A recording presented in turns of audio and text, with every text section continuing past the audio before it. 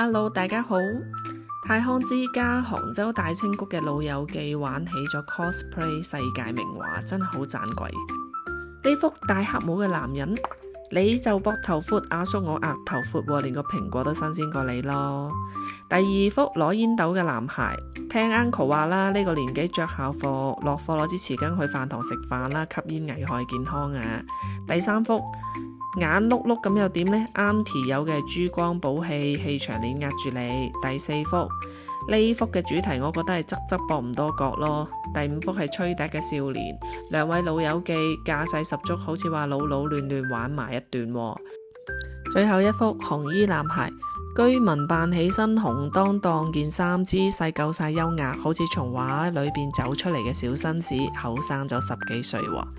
一班老友記齊齊玩 cosplay， 將世界名畫變得接地氣又盞鬼，喺呢度日日都咁有創意啊！拜拜，記得點讚關注哦。